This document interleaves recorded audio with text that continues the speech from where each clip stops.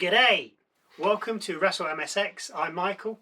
And I'm Sally. Sit back, relax, and enjoy our review of Crown Jewel.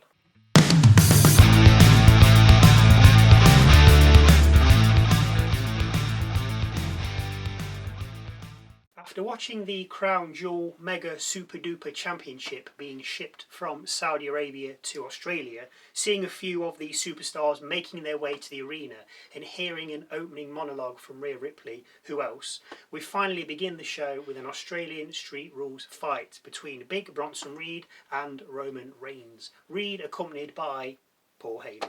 Reigns sends Reed to three corners before unloading with mounted punches. Reed then goes over the top rope via Reigns, with the fight then going into the crowd. Reigns uses a trash can and then finds a bin full of cricket bats and rugby balls that he uses on Reed. Reed finally manages some offense and tries to use a kendo stick, but Reigns ducks the attack and uses the stick on Reed. Reigns then grabs a mic and asks the crowd if they want tables to acknowledge him. They do. So out come the tables. While Reigns is digging it out, he's attacked by Reed with the ring steps. The pair go back inside, with Reed now using a chair to Reigns' ribs and then setting it up in the ring. Reed starts to give Reigns some chat, but Reigns Simone drops the Aussie through the set-up chair and then covers for two. Reigns then looks for the Superman punch, but Reed catches him and delivers the jagged edge. Reed then uses a stop sign on Roman's back, with Reed then Uranagian Reigns onto the sign and covering again for two. Reed then charges at Reigns, but Reigns dodges the attack, sending Reed into a chair previously set up between the ropes. Reigns follows up with a Superman punch and cover, but Reed kicks out on two. We head outside again, with Reigns getting ahead of steam up to tackle Reed, but he gets intercepted by a Bron Breaker spear. The heels then put Reigns through the announcer's desk, with Reed then setting up a table in the corner of the ring. With Reigns on his last legs and looking done for, we suddenly hear Jay's entrance music, with the Usos then heading out. Breaker suffers a double super kick, with Reed also getting double teamed. We get twin hip attacks, with Breaker then eating a 1D, but as they look to fly, the bad guys make a comeback, with Breaker dropping Jay onto his knees from a military press before spearing Jimmy through the timekeeper's barrier. Reed looks to tsunami Jay, but Reigns comes back and delivers two Superman punches. Bronson ends up in front of the set-up table, with Reigns looking to spear him through it, but Breaker gets on the apron. Reigns detours towards Breaker, knocking him from the apron, which allows Reed to set up for another jagged edge. Only Reigns fights out of it and lands on the mat between Reed and the table. From the right, we suddenly see Jay sprint at Reed, but he moves, which leaves Jay to spear Reigns through the table instead of his intended target. Breaker then spears Jay, with Bron then dragging Reigns into position for Reed to tsunami him, cover him, and pick up the victory.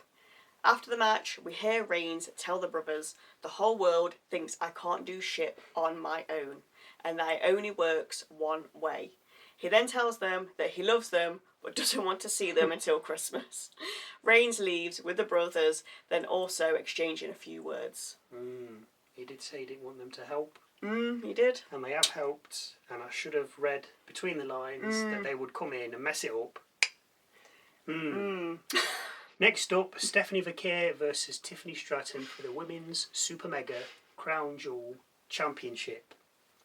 Vaquer shows off her mat skills, with her then getting a 2-count cover. Stratton looks for a tumbling elbow, but Vaquer avoids it, with the pair then exchanging blows in the middle of the ring. Vaquer gets another 2 off a kick and another off a leg drop. We then get this submission, but Stratton fights out, with a back body drop from Stratton then taken out of both women. Tiffy then lands her tumbling elbow and an Alabama slam, followed up with a cover for 2.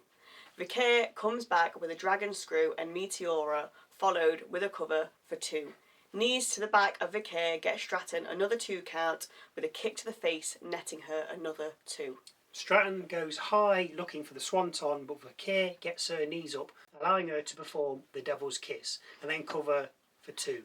Stratton then lands a rolling senton and looks for the PME, but misses. This allows Vaquer to fly and land a corkscrew splash, with her knees landing right on Stratton's midriff. Vaquer then covers Stratton and gets the 1-2-3, becoming only the second Women's Crown Jewel champion. After the title is handed to her by Triple H, Vaquer is asked by Jackie Redmond what it means. Vaquer says it's not just a beautiful championship, but represents motivation, support and love. She speaks a little Spanish, ending by saying she's now the Crown Jewel champion. Well done, yeah. But the question remains, would she have been it if Naomi was there and Jimmy didn't get pregnant? That's very true. So you don't know where that would have gone. I don't think she would have been there, but No. congrats. Backstage, we see Paul Heyman speaking with Bronson, with Heyman saying that when someone talks about the future of WWE, they talk about the both of you. Heyman then tells the boys that if Rollins beckons for help tonight in his match, they are not to help him. Bron then asks what if Cody wins, with Heyman saying, I think you both know the answer to that question. What a stirrer. Next out, AJ Styles against John Cena. Styles is introduced as the definition of total non-stop action. Nice. And the ace and undisputed boss of the Bullet Club. A few headlocks and tie-ups start us off with AJ getting 3 quick covers off flying forearms. Cena comes back with his shoulder tackles and looks for the 5-knuckle, but Styles fights it off momentarily, only for Cena to land it and then drop Styles with the AA. Cena covers for 2, and there will be many of those. Styles then lands a Yoshigoroshi and looks for the Styles Clash, but Cena slips it and lands a skull-crushing finale, covering for 2. Styles then gets a 2 off a torture rack into a UFO slam. No, me neither. And then another 2 off a scorpion death drop. Styles looks for the Styles Clash, but Cena counters into the STFU, which AJ slips, locking in a crossface. I think we're already up to 3 different finishers. Yep. Cena escapes and locks Styles into the Accolade 4, with Styles escaping this and locking Cena in a coquina clutch. Cena powers out, rolls through and breaks the walls as he then puts Styles into the walls of Jericho. Of course, AJ escapes and locks in the calf crusher, which Cena rolls through, putting Styles in the STF again. Cena lets go to get a better grip, but Styles fights him off, hits the Styles Clash and covers for 2. Styles looks for the phenomenal forearm, but Cena ducks him and sets up for the Sister Abigail. After kissing AJ's forehead, he lands the move and covers, which Styles kicking out of on 2.9. Cena goes for the AA, but AJ escapes and hits Angel's Wings, with Cena kicking out on 2 after the cover. We get a yeah boo off in the middle of the ring, with Styles countering a pedigree into this, and then dropping to his knees, landing Cena on his head. The cover by Styles gets 2. Cena then does a vintage Orton, draping DDT, with the GOAT then looking and landing the RKO. The cover 2. Cena then mimics Orton as he lines up for a punt, but then misses as he goes to land it as Styles dodged it. AJ drops Cena with an AA and covers for 2. Wade Barrett then remarks it's like making your own character on a video game and giving them everyone's finisher, and he's dead right. Still need a pedigree, a stunner, sweet chin music, rock bottom, and possibly a sharpshooter. Yeah. Styles then looks for the 5-knuckle shuffle, but Cena grabs him by the throat and lands a choke slam, but only covers for 2. This is just getting silly now. The crowd are chanting for a 619, which, unbelievably, Cena sets Styles up for, but AJ puts a stop to it by meeting Cena in the middle of the ring with a clothesline. Styles then lands a 450 and then tunes up the band. The follow-up cover gets 2 after Styles landed Sweet Chin Music. Styles then goes to the apron, lands a phenomenal forearm and covers again for 2. Another AA, another kick out on 2, and I'm now starting to lose the will. Styles then goes up high, but Cena catches him, rolls through and drops Styles with a tombstone pile driver. Cena, not finished yet, gets Styles up, lands one more AA and then covers, finally, for the 1, 2, 3. After the match, the pair shake hands, embrace and ride off into the sunset. Nice. So we still need a stunner, Yeah. a pedigree, a sharpshooter and possibly a rock bottom. They're still to go. Unless he's done them and I've forgotten or we've forgotten, I don't know. Yeah. But he's definitely not done the stunner. No, he hasn't. But that match, if you're 5, you're going to love that match. Oh, I am. As a grown adult, it's like, loved alright, it. it's getting on a bit now. Come on. Let's just be realistic. It's too much. Real talk. Next up, the Kabuki Warriors versus IYO SKY and Rhea Ripley. The The Warriors start as soon as the bell rings, with this being more like a tornado tag than an actual tag. We end up with Oscar and Sky fighting, with Oscar escaping the ring and evading Sky's onslaught. Sky follows to her detriment as Sane distracts Sky enough for Oscar to take command. Sky's then nearly counted out, but makes the ring on 8, with Sane then coming in and getting 2 off a flying forearm. The heels toy with Sky, exchanging tags and punish her while also mocking Ripley, even double teaming her when the ref's not looking. Sane then lands double knees from the top rope and covers for 2 as we all await the hot tag to Rhea.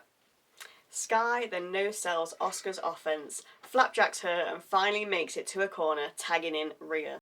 Oscar, by the way, reaches Sane, not that it really matters. Ripley goes to town on Sane, then drops her with a kick and covers for 2. Sane manages to slow the Eradicator and bring in Oscar, who lands a Shining Wizard before covering for 2. Rhea comes back with a razor's edge to Sane, now legal, with Sky following up with a missile dropkick and covering for 2, also legal. Sane then Alabama slams Sky and knocks Rhea from the apron before heading up high, but Sky gets to her, bringing her down with an arm drag and then looks for an over-the-moonsault. Oscar distracts Sky, allowing Sane to attack, with Sane then baseball sliding Rhea as Oscar distracted her too. Sky then lands a springboard moonsault to the heels because she's now fine before hitting the bullet train to Sane. Sky lands over the moonsault and covers, but Oscar makes the save on 2 and a bit, with Rhea then driving Oscar from the ring. The faces look for a double team, but Oscar halts it, while Sane victory rolls Rhea for 2. Oscar then holds Rhea in place while Sane lands her insane elbow, with the follow-up cover getting 2 as Sky made the save. Sky then lands a missile dropkick right in Oscar's mush, with Sky and Sane then rolling out the ring. Rhea and Oscar then exchange blows, with Oscar getting in a backslide pin for 1. Rhea then looks for an avalanche riptide, but Sane tags and pulls Oscar to safety. For all her help though, Sane ends up eating a big boot from Rhea after pushing Oscar out the way, with Rhea then riptiding Sane. Ripley then tags in Sky, who lands an over the moonsault and covers for the win. And hopefully this is done. Hopefully, I think Rhea will possibly fight Oscar in a one-on-one. Yeah. But aside from that, I think we could And obviously close Rhea the was book going to on win. this. Oh. So, here we are. Last match of the night. Seth Rollins versus Cody Rhodes. Seth apparently wearing bits of clothing he's worn in past matches with Cody Rhodes, as well as the watch Rhodes gave to him after WrestleMania 40. Remember that. The pair go straight at it, with Rhodes then dropping Rollins face first from a vertical suplex and the Visionary rolling out the ring. The crowd calls Seth a ranker as he gets back in the ring, with the pair then swapping blows and Rhodes escaping an early pedigree. Rhodes sends Seth from the ring, which irks the Revolutionary, who then takes it out on the comms team. Rhodes comes out for the save, but gets thrown into the furniture and dropped over the crowd barrier before suffering a double stomp to the back. The pair get back in the ring, with Seth covering for 2, followed by another 2 after a clothesline. Cody then goes for a Cody cutter, but as he's flying through the air, Seth latches onto him and reverses it into a powerbomb, covering for 2. Rollins then slowly picks Rhodes apart and downs him with a dragon screw before showing off with a cartwheel. The pair then pay homage to Dusty Rhodes, or rather try to, as they foil each other, with Seth then putting Rhodes in a figure 4. The QB1 manages to reverse it, but Seth makes it to the ropes. Cody then hits a vertebraker, a scoop power slam, a disaster kick, bionic elbow, and then dive out the ring after Seth had rolled out. The pair get back in the ring, where Rhodes serves up a Cody cutter, only for Rollins to kick out of the cover on 2.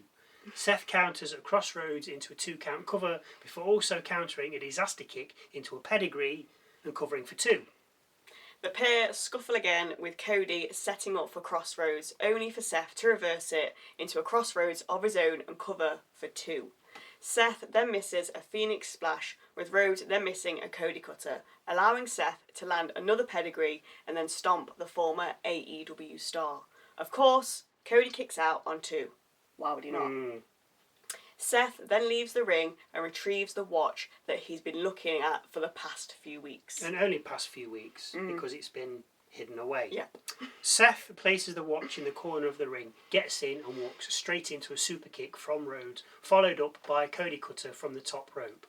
Rhodes then lands across Rhodes and covers, but only for 2. Seth gets in some corner offense after Cody gets caught in the Tree of Woe before landing a coast-to-coast head first.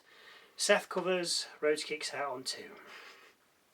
We then head to the top rope where Seth lands a Spanish fly, followed by a rock bottom and cover for 2. Seth climbs up again, but Rhodes gets up to him and lands a super duper crossroads from the top rope. Rhodes covers for the 1, 2. Yes, Rollins kicks out, which for me now is absolutely stupid. Stupid is the word. You would not kick out of that. No. The pair then slug it out with kicks and punches. Rhodes looks for the pedigree, but Seth escapes it and grabs the watch he'd placed in the corner earlier, with he and Rhodes then coming together again. Rhodes pushes Seth away, who collides with the referee, with Cody then setting up for the crossroads. Seth then uses the watch like a knuckle duster and punches Rhodes, which knocks Rhodes out cold. A stomp and a super stomp from the middle rope do for Rhodes, as Seth then covers QB1 and gets the victory, with Seth Rollins becoming the new men's Crown Jewel champion. Triple H, of course, presents Rollins with the title and his new championship ring, with Kathy Kelly then getting in the ring to speak with Rollins. Seth snatches the mic from Kelly though and tells us he's the greatest of all time. Shawn Michaels. Crown Jewel goes off the air with the new champions in the ring. Yes, I just think some of these matches are a little bit too long. Especially Cena and Styles. It was just finisher after finisher. It's like... And I think it mocks those finishers. I know that they're not the people, that's the thing, you see. Yeah. You can only get your finisher in and actually be a finisher if you're the person that does it, as in, well, Undertaker's did obviously finish off Yeah. Styles, but there were other finishers in there that didn't finish off people because they weren't done by the proper people. But I still feel it cheapens other people's finishers. Yeah, I get what you're saying. Which I don't like. Yeah. I know it's just a crowd pop, a crowd pleaser. But we're not all 7. And half them finishers, people aren't going to know. They are for the adults, because the kids are going to be like, what's that? What's Tombstone Power Driver? Because if you're 7, you ain't got a clue. Let's be honest. When was the last time Undertaker did that? If you know, let us know. But anyway, aside from that, unfortunately, I have lost the Predictions Championship. So it is with no pleasure that I have to hand this to Sally. And not only did you get it right, you got them all right. And I don't think we've ever had a full flush of all so predictions. Am I the mega super duper prediction champion? Yes, you are. Anyway, if you enjoyed all that rubbish that we do, give us a like. If you really enjoyed that rubbish, please consider subscribing. But whatever you do, thank you very much for watching. And hopefully we'll see you Tuesday for Raw.